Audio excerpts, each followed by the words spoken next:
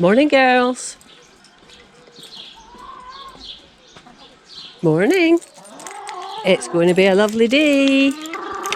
Aha.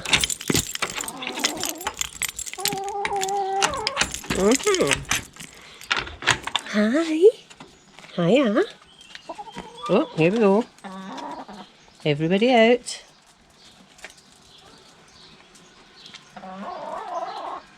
Oh, very chatty, Beryl.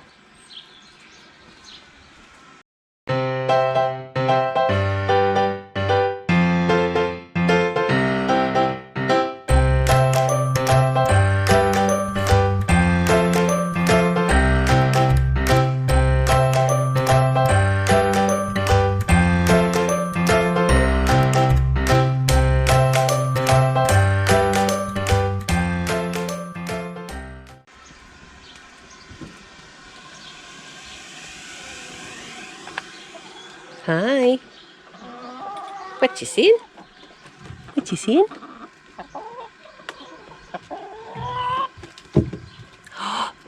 Did you just jump up at my strawberry plant, you? Oh. What are they like?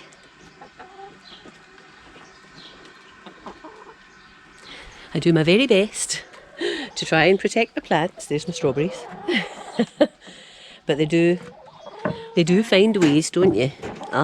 You do find ways. Oh, there's Colin just skulking by so the chickens don't get him. Hi, Colin.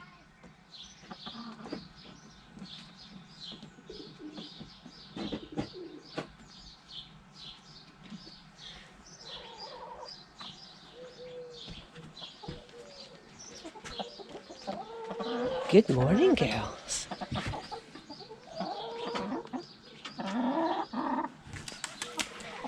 So here we have Hamble wearing odd socks, as I jokingly say, but it's not so much of a joke.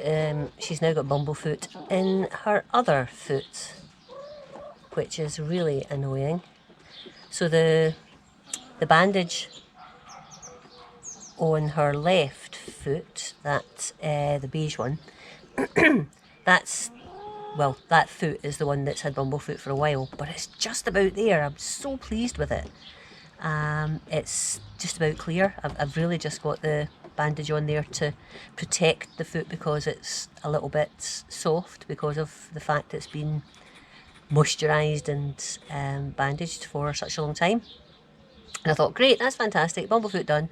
And I checked her other foot and there's a little tiny scab on it. It's not huge, but so I've got it really, really early. So I'm just going through the process with that one as well. Hopefully it won't be as long a process.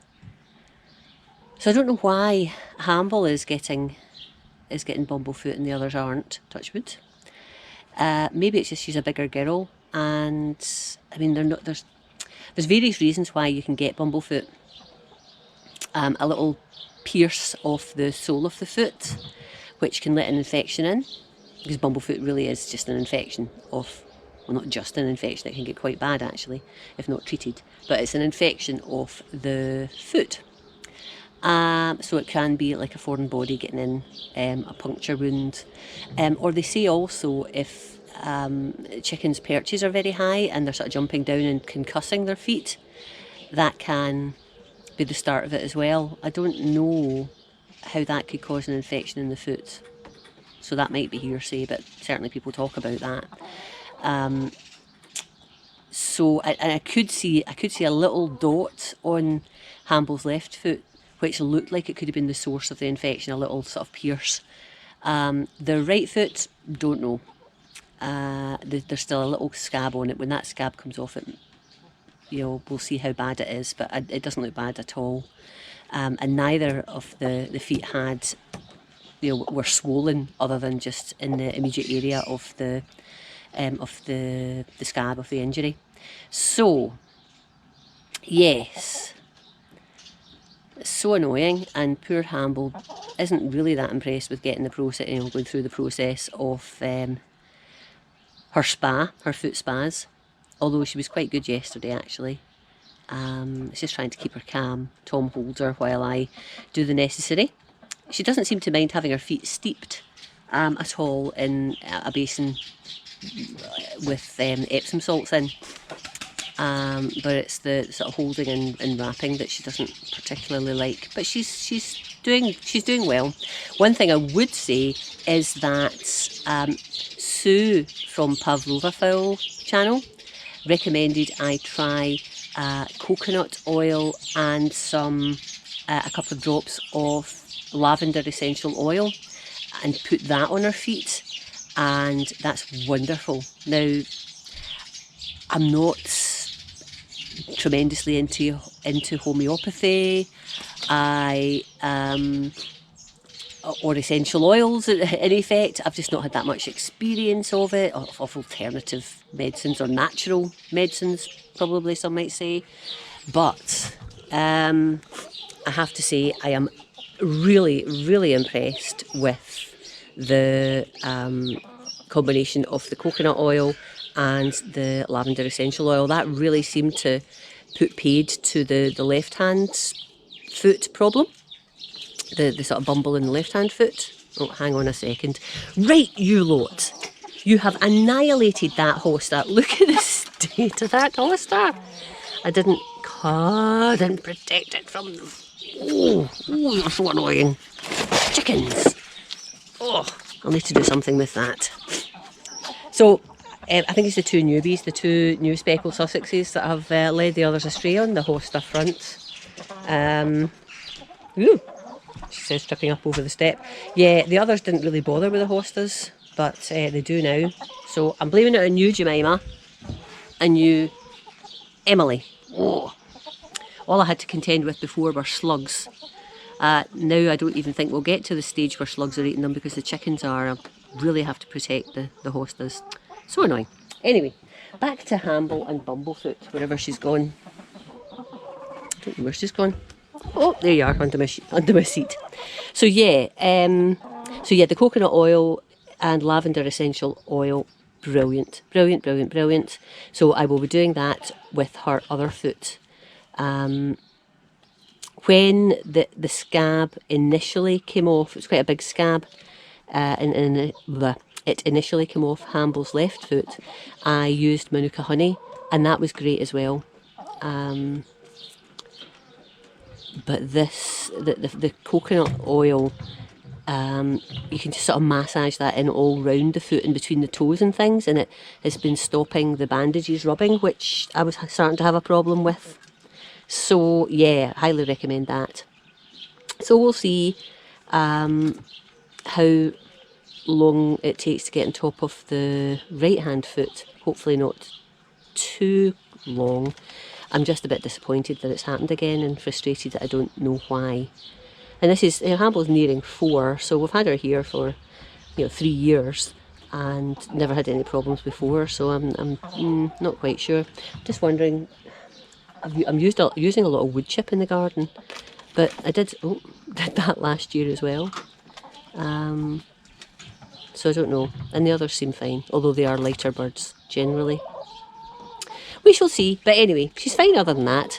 And just in case you're wondering, can you see there's a couple of pot plants there that are, well, they're just walking all over, and they're a bit, let's see if I can see them. Oh. There, that was basil. Both of them were basil, and I've just brought them out of the quail. The quail do like herbs, so I put a potted herb in, and overnight they just annihilate it, or during the day they just annihilate it. They love their herbs, do the quailies. So yeah, they're just going to get in. These are just going to be composted. Hello, Edith.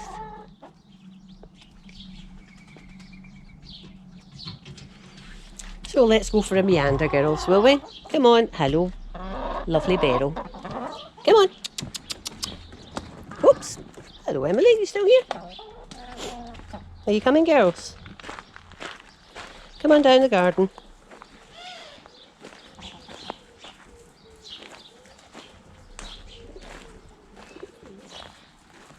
Here. Hi. Hi, girlies. Hello.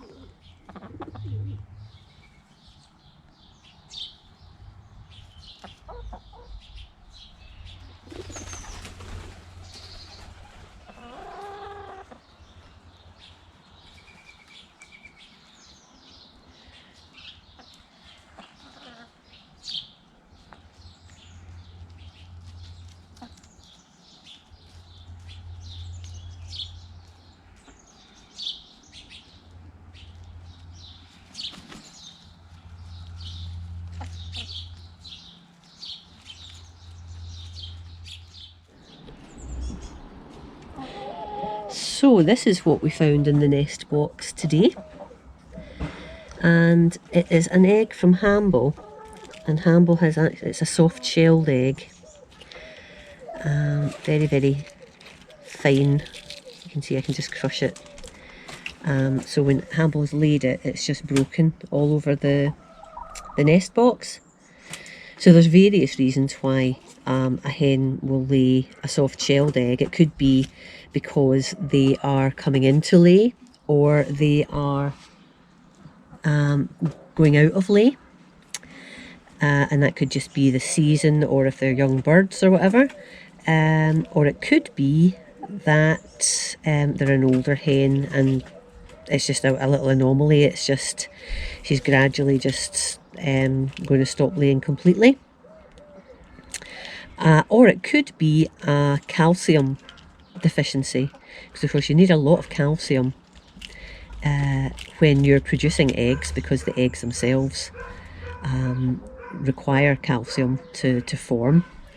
And if you haven't ingested enough calcium, or your body isn't able to process the calcium in the correct fashion, then you'll get a soft shelled egg. And it's a shame for the chicken, actually, because a soft shelled egg can be quite hard to lay, because if you imagine the process of laying the egg comes down the egg canal, the oviduct, and there's all sorts of muscles doing this sort of almost like a peristalsis, a sort of rippling movement to drive the egg down the canal. And if you've got a hard egg, such as this one, it's hard. If you've got a hard egg, then there's something for the canal to brace on, the muscles to brace on, and it just gradually pushes the egg out. But with a soft shelled egg, it will move, it will just squidge up, so there's not the traction, if you like, to get the egg out as easily, and that can mean that it can be a bit of a struggle for hens to lay soft shelled eggs, so it's not a pleasant thing. But at least the egg has been laid and it's out. I know it's Hambles from looking at the colour of the shell. And Hamble is coming up for 4 now, so she's, I mean, it's not ancient, but it's quite old, and she's not a hybrid. Hybrids are pretty much programmed to lay eggs, whereas and we'll lay lots of them, but Hamble is a pure breed. She's a Barnevelder, and I don't know whether she's just coming to the end of the sort of egg laying. So she's looking fine in herself, so it's probably just something like that. I have changed their food. If I just show you. What are you lot doing? So at the moment, they are on, now these might just look like the ordinary layers pellets that you've maybe seen me point out before. They're on these special medicated layers pellets. These layers pellets have something called Flubenvet in them, and that is a wormer. You worm your chickens regularly, maybe every 3 or 6 months. Or that's one school of thought anyway. And when you worm them, you just give them this medicated feed, and they eat this instead of their ordinary feed. That's the idea anyway, and you do that for a week. But my girls don't like it at all, and they're mightily unchuffed about having to eat this. So whether Hamble's just not consuming enough of this, you also, there's some calcium in this, but you also get calcium in these things here, which is crushed oyster shell, and the chickens will normally help themselves to that to make sure they've got enough calcium, but it might just be that she's not been doing that. So it could be a sort of food nutrition thing, or it could just be her age, I think. So we'll just see, but she's happy enough in herself. There she goes. Oh, she's off.